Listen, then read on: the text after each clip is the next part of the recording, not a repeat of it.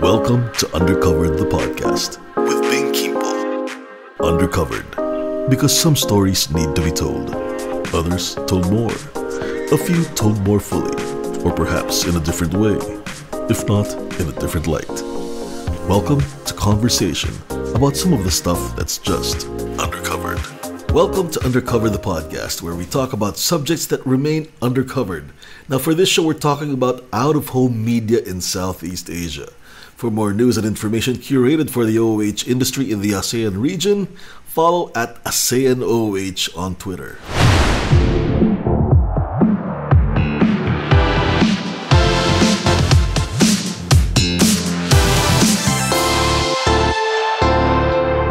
Now, on with the show. Earlier this year, research firm Magna and OOH Specialist Rapport, both members of the IPG Media Brands family, released the State of Out-of-Home in 2019, a report they drew up after looking into 70 OOH markets. In this episode, I will share the global overview of the Rapport and Magna report, with emphasis where they were included on our own Southeast Asian markets. Now, just a note, not all Southeast Asian markets were covered in the report, which spoke only of Indonesia, Malaysia, the Philippines, Singapore, Thailand, and Vietnam. After the overview, I will proceed to a fascinating interview with Rapport Global CEO Michael Cooper. So, on to the report itself. Here are Magna and Rapport's global overview of the state of out-of-home in 2019 in 10 points. Point number 1. Global OOH net advertising revenues were estimated at $31 billion in 2018. That's growing consistently at an average of 4.1% per year in the last 9 years from 2010 to 2018. Now in 2017, we already passed the $30 billion milestone. And OOH continues to grow and is expected to grow in the next 5 years by an average of 2.8% globally. Point number 2. The global share of OOH was 10% of non-digital advertising sales in 2018 and 5.6% of non-digital and digital combined. Point number 3. APAC is the largest OOH region with almost 13 billion, that's out of 31 billion, in sales last year. That's on the back of $4.6 billion in sales from Japan, which comprises 15% of the global market, and $4 billion from China, 13% of the global market.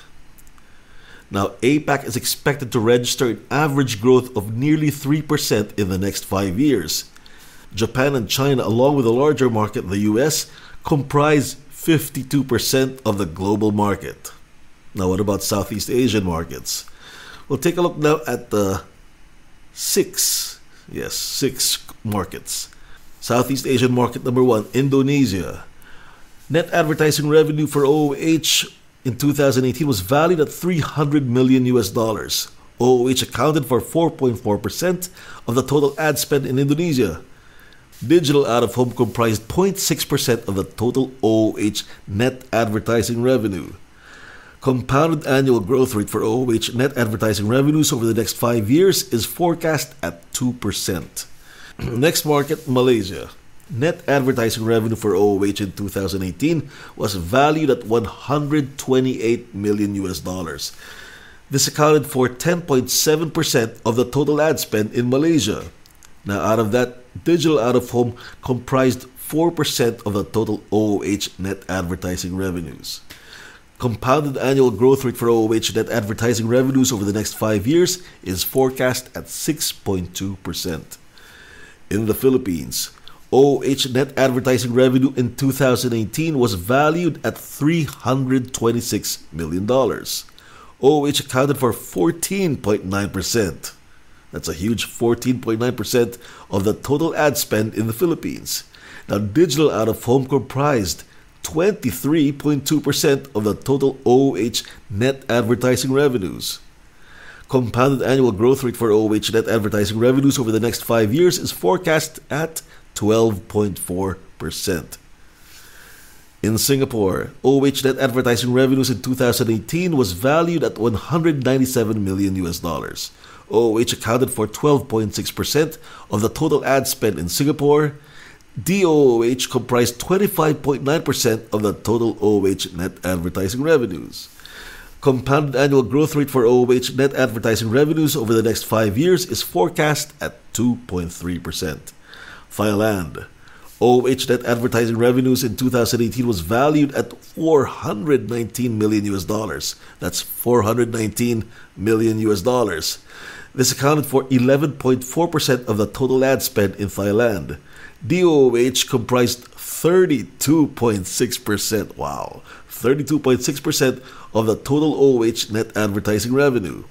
And the compounded annual growth rate for OOH net advertising revenues over the next 5 years is forecast at 9.6%. That's 9.6% growth in Thailand.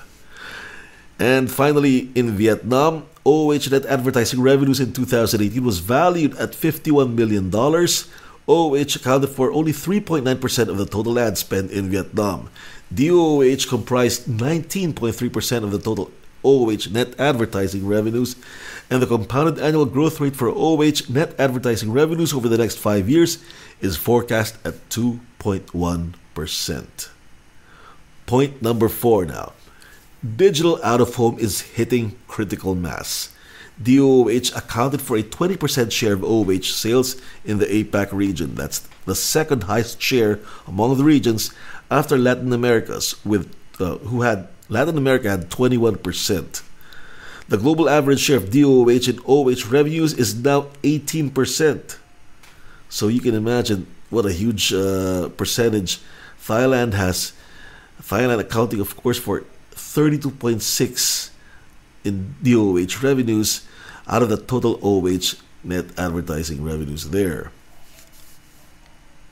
Australia and the UK broke the 50% share of sales for DOOH with 52% and 50% respectively. Again, as I mentioned, in Southeast Asia, Thailand registered the highest share of sales for digital out-of-home at 33%. Digital out-of-home is expected to grow at an average of 12% per year in the next 5 years, to accounting for 28% of OOH ad sales by 2023. Point number 5. Beyond billboards, there is more to OOH. Roadside billboards still account for the dominant 43% portion of OOH sales, but this share is declining. Transit is at 34%, that's their share of revenues. In the Philippines, as a matter of fact, it accounts for a much larger share. In the Philippines, it accounts for 58%. Street furniture accounts for 13%, place-based environments 6%, and malls 4%.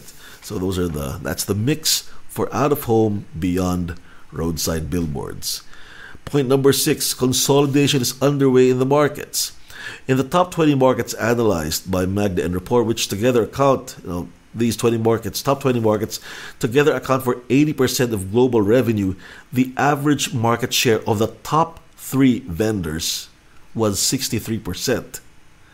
In Southeast Asia, Thailand reflects this, with the top 3 vendors accounting for 60% of sales.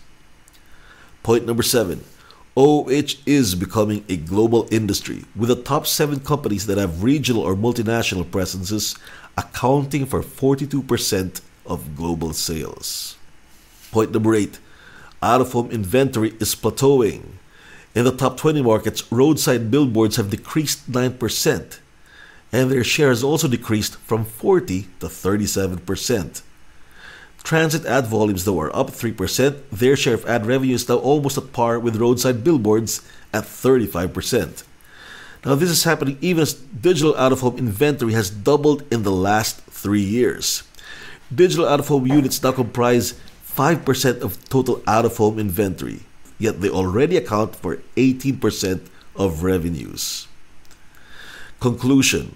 Why does out-of-home perform? That's point number 10. Why out-of-home performs.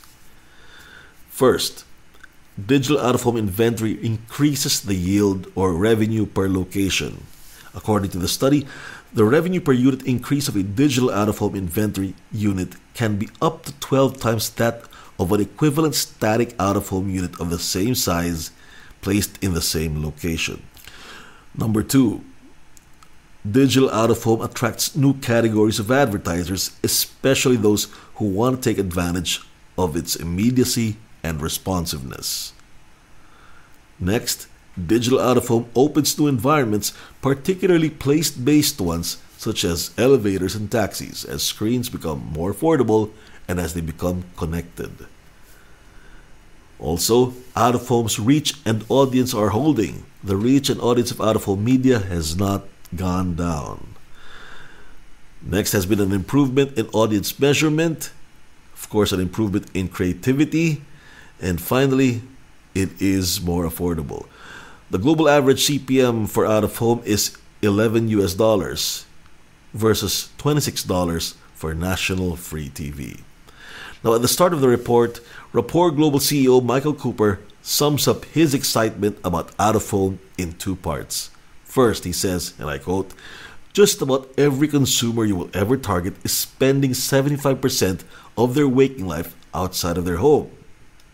And he adds, number 2, the key difference surrounding our most recent surge in excitement and confidence. Technology has now given us the ability to prove what we have rationally always known. What is more, it has given us the ability to study consumer patterns. Well said, Mike. In the next part of this episode, we'll hear from Mike himself. We'll start the conversation talking about his views on Asia, then measurement.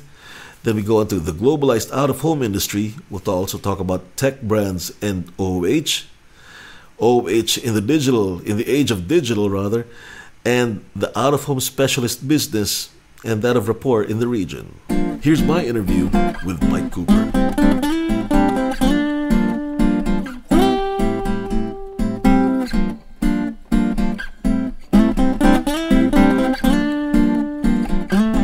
This is Undercovered, the podcast, with Bing Kimpo. If you look at more condensed markets like Hong Kong, the digital explosion, possibly because the technology is often designed in that part of the world and is more readily available and cost-effective, digital took over at a rapid rate. So the digital inventory across the condensed markets of Hong Kong and Singapore and some of the key Chinese cities is way ahead of the game. And elsewhere, vendors are developing as quick as they can. As with everywhere else in the world, in Asia, the development tends to be condensed in the high populated key areas where the bigger audience is, so the bigger revenue potential is. But I would suggest that Asia is at least on par or at pace with other countries in the world, and as I say, in some markets ahead of the game. How about audience measurement? Because, there obviously are more advanced markets. Talk about UK and the US and Australia. How far are you across this region in terms of improving audience measurement? Because it is a struggle, I think, for some markets. It definitely is in the Philippines. I can tell you that personally. Yeah, absolutely. And it's, obviously, when you talk about Asia, comparing it to the UK is a bit of a misnomer. We have to compare it to Europe. So similarly there are better measurement systems in the more established markets. And then if I'm to compare it to Europe, the measurement systems aren't as good in Austria or the Czech Republic or places like that. Where technology is helping us catapult through that is with mobile data and the ability to track an audience before. We're years past the date of having to stand by a board and count the number of people walking past it and then start to think about neural networking for eyes on, which could still be important. But mobile data is readily available in many, many markets now, and giving us the ability to really assess where people live, where people work, therefore how they travel between the two, and give us a really accurate understanding of who's seeing what as they travel throughout their daily lives. Yes, it's a technology issue. From my understanding of it, from my own, the factor of getting industry players, the entire industry, to come in and lend themselves and their sites to measurement, that's also a factor. It means that you're gathering the entire industry, all the players, or at least the largest ones, together to submit themselves to a common currency, to a common measure. There are some markets which are Absolutely. able to do that? I think it's a challenge in some. As an industry, we need to learn. As an industry, we need to learn to play together better. One thing technology is giving us is everyone has the ability to create their own system, which can actually fragment us more than unite us. So I think vendors in particular have to acknowledge, we're colleagues in an industry, we're competitors, but we are still colleagues in an industry. And if we can unify things and make measurement holistic across the whole industry, and then just compete for share and to sell, it should be a competitive marketplace. But there is a tendency for certainly the people with the bigger pockets to go off and create their own thing, which again, as I say, can fragment the buying that out of more than it can unify it. And technology now has the ability to make it a lot more simple and unify it if we could all work together. How were the other markets where measurement is a bit more advanced? How are they able to get the industry together, in your experience or in your knowledge? Well, you used the example yourself of the UK, which it's a small market, it's a very advanced market. So there's trade bodies, there's industry bodies where all the vendors pay a membership fee, as they do in the US. And there is a holistic management system. There is a holistic trading system. And it's not a million miles away because a lot of those people are the same players. But then other people are entering the market outside of the key vendors. There are people launching now that just want to be a holistic measurement service. So an industry body is always a good thing that everybody commits to and works together. But outside that, now if you look at what Moving Walls are doing in Asia, where they've encouraged, I think it's 28 different digital out-of-home providers across 5 countries to come together and trade as one. So in Asia, where you have got markets like China with an unending list of vendors selling inventory, if they can learn to work together in some way, and it appears to be happening, as I say, with companies like Moving Walls, then it shouldn't be a complicated thing. Where does a company like Rapport fit into this entire thing? How do you see yourself participating in bringing it? Because it obviously will be better for you if there is a common currency, because it's something like television, which would make it easier for you to sell and convince your clients, the advertisers, to take in certain areas or certain sites. Rapport's vision is very much about creative, audience-driven solutions for clients. So we see the vendors as our clients just as much as the clients. And when we go into any given market, we spend as much time talking to vendors and as we do to our clients and our agencies about how do we genuinely add value by unifying everyone, where we're not... We're an incredibly transparent company. We never ask vendors for rebates or kickbacks, which people often expect when we arrive in a market. We're often received with skepticism because they expect that. But traditionally, when we've gone into a market, we've grown it by selling the values of out of home, by leveraging our relationships with our global client base and with our holding company to show clients that their audience is spending an increasing amount of time out of home, especially in many Asian markets where the weather's fantastic, so everybody's outside all the time. And showing that we can sell the medium with the vendors and that we are completely unbiased in our placement, so we'll work across all vendors. So a lot of the smaller vendors get the opportunity to sell to us and our clients that they might not with some of our competitors. And ultimately, whatever measurement system is or isn't available in the market, you reference television. In the majority of markets around the world, television is bought on a system of one over the other, which is often not very robust at all. And the data that is available in out of home is vast, is very well documented, and consolidating data is just math. So there's no reason that we can't take data from multiple sources, put it together to start to talk about optimum audience delivery and make sure we're buying the right sites in the right locations and with the evolution of digital at the right time, be it time of year, time of week, or time of day. So we want to be a rewarding connection to everybody we work with, and grow the industry and markets. And I think we launched in the US at the beginning of 2013. We're now the biggest specialist in the US as we come, or will be as we get through 2019. And we've done it by treating everybody like a client in reality. Our clients, our agencies and our vendors are working in partnership to figure out what we can do to convince these people that possibly spending too much money in people's living rooms. Well, you seem to be doing well and you seem to be having fun. I just saw your latest post on LinkedIn, and it's tough to be you, huh? With all those models on the that was fun. I was relatively restricted because one of them was my wife. Okay. But yeah, so it was a lot of fun, and I mean, again, with that, we've never had so many people accept an invite to turn out to a billboard activation. So it was quite a popular time in Times Square yesterday. Oh yes. Again, just to go back a bit to the study, retail, entertainment, are these same categories also the leading QSRs? Are these all the same categories that your offices across Southeast Asia say are also doing? Are you taking up a lot of the OOH inventories? Are these do these generally across the world? Are these the same categories? It is.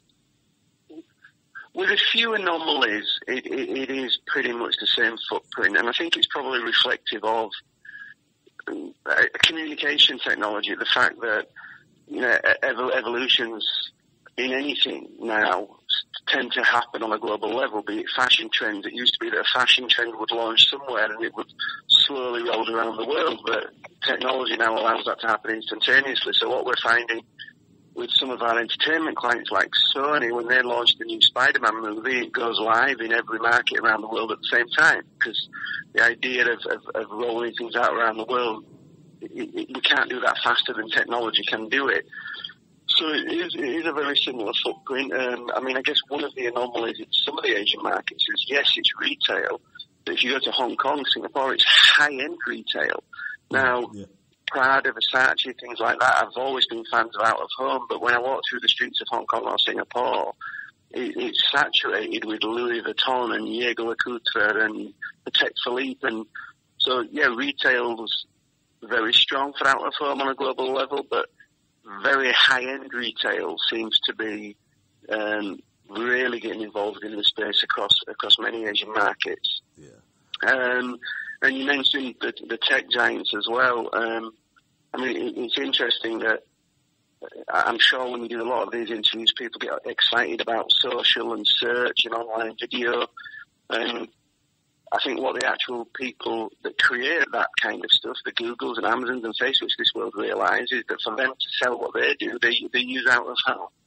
And they're not just getting involved in it as advertisers, they're getting involved in it as owners and investors.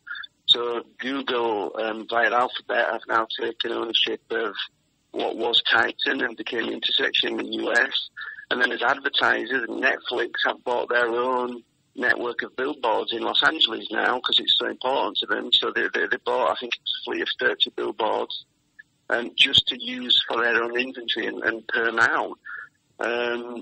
So they are becoming massive investors in the space, both in terms of paying advertisers and in terms of owners and developers and people promising measurement through things like Google Touch Points. Well, and I think that should be...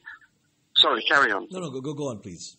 I was saying, I think that should be something that the rest of the media world really needs to take note of. These are incredibly clever people in the richest companies in the world, and their focus from a multitude of angles is on the out-of-home space. So, we need to be aware of that and possibly make sure we emulate that.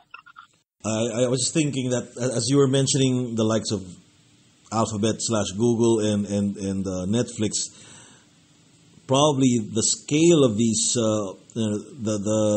the scale that these players are now getting involved in out of home and in pushing digital out of home, I think more so, is that they're probably going to drive a lot of the industries, in particularly in the areas where measurement and improvement is still wanting or lacking. They'll probably be driving it so that it's something which they could understand the sites, the inventories better, and perhaps that's a good thing because it'll help push a lot of the other markets as well towards the maturity that's present in the major markets. Yeah, absolutely. But one thing to remember about these brands, and particularly if you think of a brand like Apple. Apple have been using out of home for years. They have the iconic creative of the silhouette with just the white earbuds coming in, and that was just traditional paper and paste or vinyl out of home advertising. They've been doing that for years, so they always understood the value of it. Out of home isn't suddenly doing a phenomenal job for clients because it's going digital. It always did, and it does so more so now. Yes, because of the technological developments and our measurement, but also because the audience, as it always has continued to spend more and more time out of home. And these are the people, the Apples, the Googles, the Facebooks, that allow people to spend more time out of home because they can consume their entertainment, they can socialize, they can select their news, they can book their restaurant, all while they're out and about. Nobody's tied to any form of home or office in any way, shape or form now. And these are the companies that facilitated that kind of lifestyle. So these companies drove us out of home. They get that, so now they target us out of home. Yeah, and other brands and clients should take note of that. Yeah. Everything starts. I mean, the germ of the idea of what to do in the digital world actually starts in the real world, and that's where that's where out of home is. Absolutely, and I think one of the things where we possibly differ slightly on our view of technology and data is it's all fabulous and it's important and it will be key to the future. But a lot of this stuff needs to be things we can do as well. If you look at a brand like Spotify, who really, more than anyone we work with, understand the importance of audience accuracy and minimizing wastage and using data and mobile data and digital data to accurately do whatever it is we want to do for a given campaign. But sometimes they just want to put a 30-foot tall poster of Beyonce on Sunset Boulevard, and it's a purely heartfelt thing because it's Beyonce, and that's a great thing too. Sometimes an emotional, creative reaction is an incredible way to market something. And again, that can be doing out of home like nowhere else. So I think, the technology is great, but I don't want to lose track of the phenomenal job that out of home has always done. Again, brands like Coca-Cola are exploiting the capabilities that technology and data are allowing us now, but sometimes they still just want a 10,000 square foot billboard in Times Square. And it's a good thing to do. So I think what this evolution has allowed us to do is to compete and surpass what can be done online, because we've still got this beautiful, physical, geographically located fleet of inventory that can do something that no other medium can. And some of them are just so massive that they just grab your attention. Can't help it. I spent the first half of my career asking people, listening to people's opinions and asking them for the data to prove it. But in recent years, I found myself listening to people talk to me about data and then saying, but tell me what you think. Surely you have an opinion around this as well, because ultimately, it doesn't matter how much data you've got if you're not using the right data. Ultimately, the more data, the easier it is for people like me to make the data say whatever I want it to say. So I'd rather have a smaller amount of incredibly accurate data than an amount of data so large that I possibly haven't got a computer that can read it. And at the end of it, I want the tools and suites that we're trying to develop. We use the phrase, we're developing tools for experts, not tools to replace experts. Well, I'm glad you say that because, if you're judging by the press releases and the number of stories that seems to be covered in the trade press, particularly with regard to marketing and marketing technology and media technology, it really seems that everybody wants to simplify things to the point that it's really bots and it's all about machines doing thinking, and there's not much there isn't much press really written about who has made a great plan and who has an insightful plan.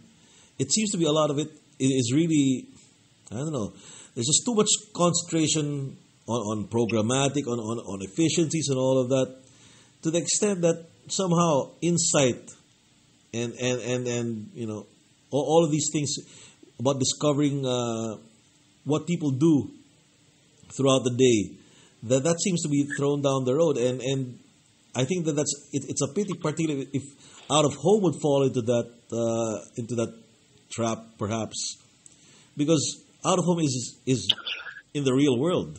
I mean, real physical world. Absolutely, there is a risk that I have seen it that some vendors tend to go down the route of almost trying to be a physical website. We can trade purely by audience on a programmatic level.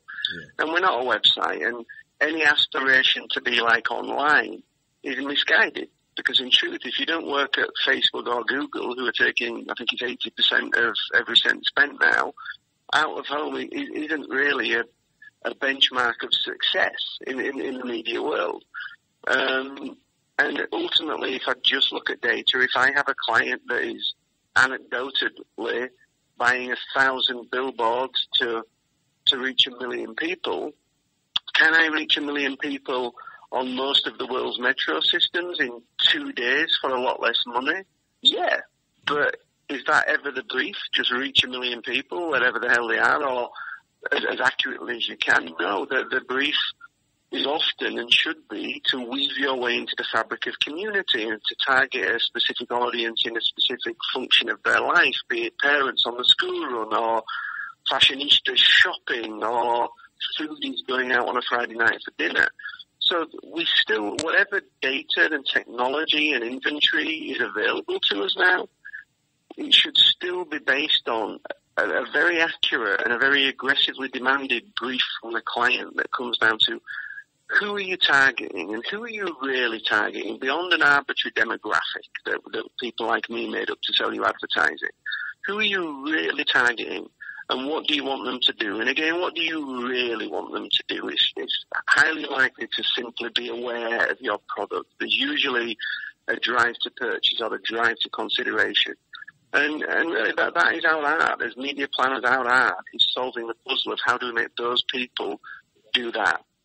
And that requires thought and creativity in order to use technology and data in the right way to answer that question for our clients. I'm glad you're saying that because, I'm beginning to renew faith in this whole, in the concept of media specialists. That means so much, Vince. Thank you. I've gone that route in my career. I've gone the route of from the media owner side to the media buyer side. So yes, I have pretty much seen the things going around, and I'm glad to hear that from you. The way you're describing things right now, it seems that out-of-home media specialists, and I suppose this is agencies in general, really should try to get more into that consulting space, get that consultant mindset, rather than just be the Uber trader. Because if that's it, if that's all the value that is delivered by a media agency, then there really isn't much value in that. Because at this point in this age of messaging and social media, buyers and sellers, the media owners and their sales team, and the brands, they're all friends already at this point, and there's nothing you can do if they want to if they wanna deal amongst themselves. So there's got to be something that is of value that is not present in that buyer and seller relationship, and that's where the specialist has to come in and say, okay, I have to stay in the middle of things, because without me inserting myself here, you both don't see X or Y. Yeah, well, absolutely. I couldn't agree more. And then there's also by just completely immersing ourselves in our clients' brands and media goals and marketing goals. That's when we can go above and beyond just delivering an audience. And if you look at the things we win over the years, we I think in our space we dominate in Cannes. We won 5 Lions last year, and it's for the special things we can do on top. And I can send you pictures of anything I reference if you want. For the new Netflix show Altered Carbon, which is about the uploading of a human conscious into a body. We replicated images from the show, and we hung breathing bodies in bags along Sunset Boulevard. Now, that wasn't about audience optimization. It wasn't about any kind of digital data. It was just a brilliant visual idea. Yeah. But the night that campaign went live, you couldn't switch on a news channel in America without seeing some journalist with a microphone stood in front of this thing talking about what was happening on Hollywood Boulevard. And the quote that I loved from, I believe it was NBC, was, "Advertising becomes art in Hollywood." And that kind of earned media, you can't really do anywhere else. And we're more and more commonly asked to use the out-of-home space to create content, because you can do experiential activity and you can do interactive things and stunts, often with a hidden camera. And you can trigger, arguably, and you can trigger conversations and trigger transactions. I mean, trigger people to do things like share or talk about it at the very least. Absolutely. I mean, we've done executions that arguably, as an out-of-home campaign, didn't do much at all. We've done things that lasted for one day in one area of one city. So, from an out-of-home audience perspective, it wasn't huge, but it was filmed and it went viral and gets 100 million hits on YouTube. So we can create a physical content for that space as well, or we can deliver that content. We've also done activations whereby we sent travel bloggers onto a cruise for a cruise ship client, and they had cameras with them and projected what they were doing live back to the streets of New York when it was freezing in New York and they were in the Caribbean. So we can use the space to create content, and we can use the space to deliver content if you have it. And really that stuff comes around, and I guess back to your point about adding value, that stuff comes around by being in the room with the client and challenging and pushing and challenging and pushing and challenging and pushing until we all know exactly what it is we're trying to achieve. And that's where the creative ideas come from. But again, as long as they're done as well as that optimized broadcast campaign, that means a huge percentage of the population are aware of you before you entertain them or enhance their life in some way or become personal with them. You build an entire relationship. What you're describing right now, a lot of these things, these executions, these activations and all of that, they're already, we're already entering the realm of creative. Now, you're a media specialist and you're essentially a media group. And there's not much, there aren't too many shops around that are really creative focused. I mean, not in the grand visual sense, right? Where you've got an agency that's a bit more digital out of home focused. Is there a role for this type of creative firm right now? Is there a need for this? Because I think often the comment not often, but on some occasions the comment is that, well, we don't have material, we don't have this, so that's why you just tend to repurpose, just do a quick edit of essentially a TV commercial or any video, and that doesn't really serve the purpose except for occupying space on a board. Yeah, absolutely. I think one of the challenges we have is not just presenting to our clients and to our media agencies, but also presenting to the creative agencies to get those guys excited about our film. I mean, we have an in-house division called Impact that are responsible for the things I've talked about. They put bodies in bags on Sunset Boulevard. That we bought an old helicopter in Vietnam and refurbished it and attached it to a billboard for Amazon's new Jack Ryan series. So I'm all for competition in that space, and the more people that can demonstrate the creative possibilities of out of home, as long as they're relevant creative opportunities. Quite often things are done just because it's an idea, and it's not based on a strategy or a thought process or a direct link to the product. But we're in the process as we speak of building a 36-foot tall umbrella in central Manhattan. So we're essentially building the first 3-story building that's not a building in Manhattan for a new Netflix show. And once clients get a taste for that, it's on every brief. And as long as they're not just doing that. And again, that's something that I can't even imagine when there's a 36-foot tall umbrella in central Manhattan. The social media earning of that would be hard to measure. We will do some kind of attribution study to see how much it goes on from that. But that is done on top of an optimized, delivered broadcast campaign that accurately targets the audience. So we've built that relationship, and then there's a lifestyle interaction because we know that this particular audience does a certain thing on a regular basis. And then there'll be this actual interaction through an experiential division. So I think these kind of things, similar to my comments about technology, experiential, special builds, creativity is all great as long as it's relevant and as long as it is as well as the other things that we do. So, Grand Visual are a phenomenal shop. We work with them hand in hand on some projects for clients as well.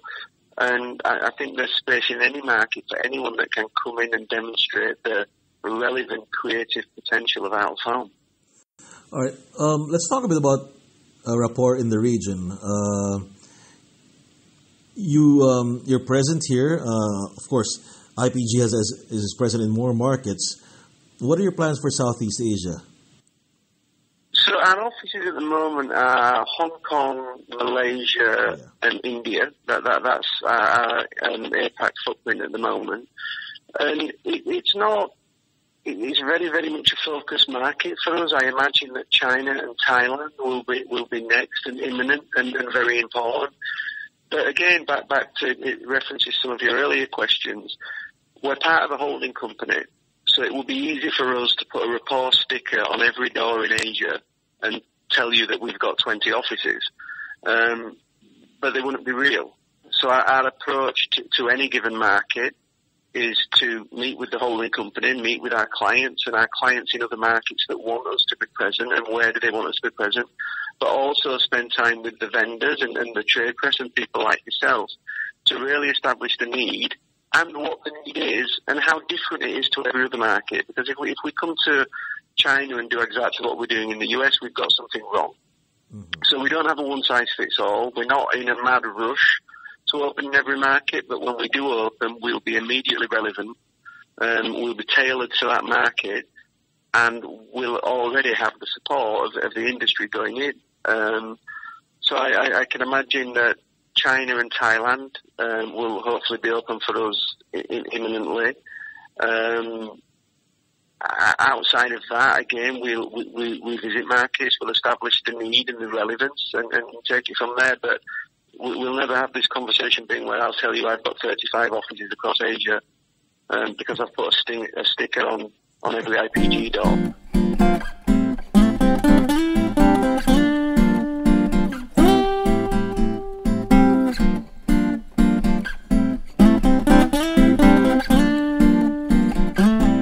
That was my interview a couple of weeks back with Mike Cooper, Global CEO of Out-of-Home Media Specialist Rapport. Thank you, Mike, for agreeing to do the interview. And to Naomi Michael of IPG Media Brands in Singapore, thank you for helping make it happen. For our next episode, we'll be chatting with Patrick Chondi, CEO of OOH media outfit Otego Media in Indonesia.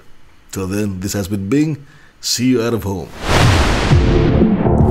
This has been Undercovered, the podcast with Bing Kimpo. For more news about out-of-home media in Southeast Asia, follow at ASEANOOH on Twitter.